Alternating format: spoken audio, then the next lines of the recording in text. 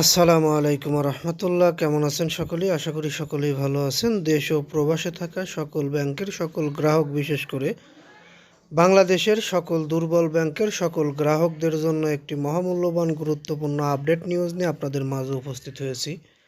দুর্বল ব্যাংকের সমস্যা সমাধানে ৭০,০০০ কোটি টাকার প্রয়োজন বললেন doctor Ahsan S Mansur, running governor Bangladesh bank.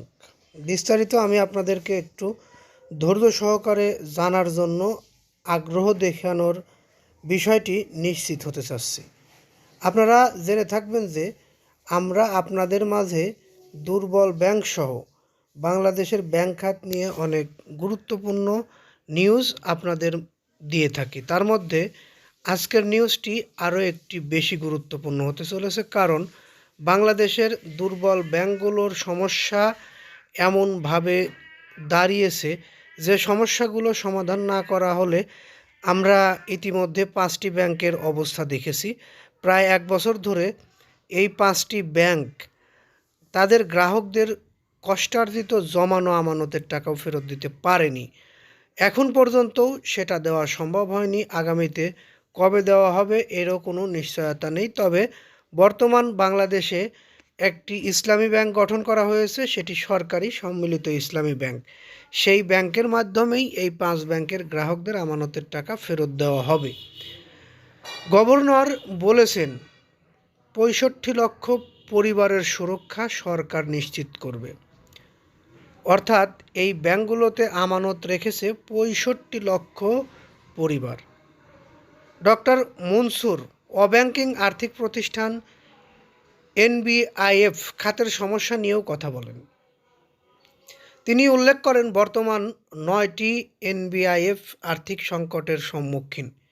তিনি আরও বলেন তাদের সমস্যা সমাধানে কাজ চলছে। ভবিষ্যতে আরও 4 থেকে 5টি এনবিএফআই বন্ধ হতে পারে, তবে কেবল তখনই যদি তারা টিকে থাকার সক্ষমতা প্রমাণ করতে না পারে। অর্থাৎ টিকে থাকার সক্ষমতা প্রমাণ করতে না পারলে এই ব্যাংকগুলো বন্ধ হয়ে যেতে পারে, এই আর্থিক প্রতিষ্ঠানগুলো বন্ধ হয়ে যেতে পারে।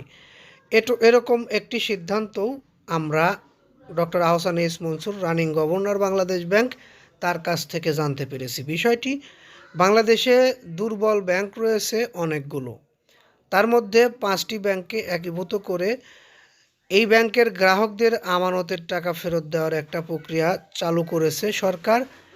বাদবাকি যে ব্যাংকগুলো আছে এই ব্যাংকগুলোকে যদি সঠিক সমাধানের পথ খুঁজে তাদের পূর্বের জায়গায় অবস্থান করানোর কোনো কাজ করা শুরু করতে হয়, তাহলে প্রায় ৭০,০০০ কোটি টাকার প্রয়োজন হবে। ৭০,০০০ কোটি টাকা যদি ব্যাংকগুলোকে দেওয়া যায় তাহলে ব্যাংকগুলো তাদের আগের জায়গায় ফিরে আসবে এবং তারা যদি চায় আগের জায়গা থেকে তাদের এই সমাধান খুঁজে নিতে পারে। দেখুন, দুর্বল ব্যাংকগুলোর চলমান সমস্যার সমাধানে প্রায় ৭০,০০০ কোটি টাকার প্রয়োজন হবে বলে জানিয়েছেন বাংলাদেশ ব্যাংকের governor doctor Ahsan S Mansur. 4 তারিখ রাজধানীর আগারগাঁয়ে বাংলাদেশ বিনিয়োগ উন্নয়ন কর্তৃপক্ষ বিডা কার্যালয়ে ব্যবসায়ীদের সঙ্গে এক সংলাপে অংশ নিয়ে তিনি এই তথ্য দেন। গভর্নর বলেন, দেশের আর্থিক খাতে একাধিক চ্যালেঞ্জ বিদ্যমান। আমরা ইতিমধ্যে 5টি ব্যাংকের বিষয়ে পদক্ষেপ নিয়েছি, কিন্তু আরও কিছু ব্যাংক সমস্যাগ্রস্ত রয়েছে। সেগুলোর সমাধান করতে ৭০,০০০ কোটি টাকার মতো প্রয়োজন হবে, তবে এটি একবারে করাও সম্ভব হবে নয়।